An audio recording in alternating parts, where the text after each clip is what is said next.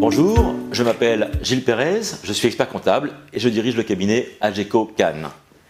Je vais vous parler aujourd'hui d'une notion importante, c'est quand vous distribuez des dividendes, quelle est la fiscalité, quelles sont les charges sociales applicables sur cette distribution de dividendes.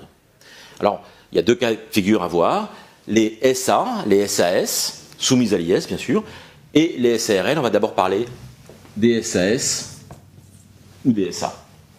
Bien, quand vous avez un bénéfice distribuable, c'est-à-dire qui a déjà payé de l'impôt société, je vous rappelle que vous avez depuis le 1er janvier un taux à 15, un taux à 28, un taux à 33, un tiers. Quand vous distribuez du bénéfice après impôt, vous allez retrouver un peu d'impôt sur le revenu avec un abattement de 40%. Autrement dit, vous serez imposé sur 6 000. Okay.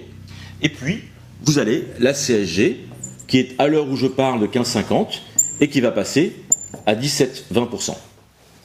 Donc c'est assez simple.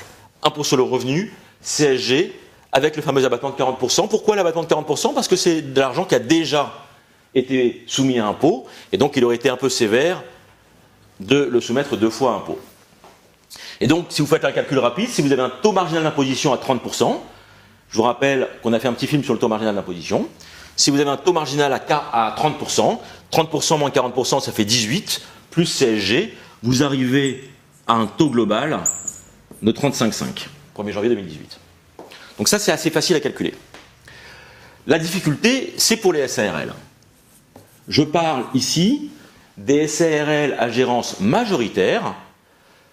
Vous êtes, ou pour les EURL, c'est pareil. D'accord ? Pareil, vous avez un bénéfice de 10 000 €. Ok ? Eh bien, vous décidez de le distribuer. Eh bien, cette fois-ci, vous allez avoir de l'IR, pareil, moins 40%, même règle du jeu.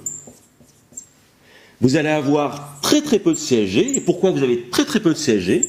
Eh bien, parce que depuis le 1er janvier 2013, vous allez retrouver du RSI.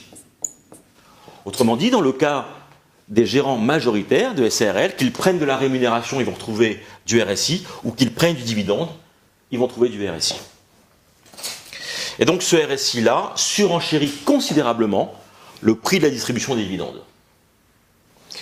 Un élément important, c'est que le RSI que vous payez, eh bien vous allez pouvoir le déduire l'année prochaine de votre résultat comptable, ce qui fait qu'il sera amoindri un petit peu par le taux d'impôt société. Vous voyez que ce sont des questions qui sont complexes, qui peuvent vous coûter extrêmement cher si la distribution est prise en SARL, puisqu'on peut passer d'un régime à l'autre.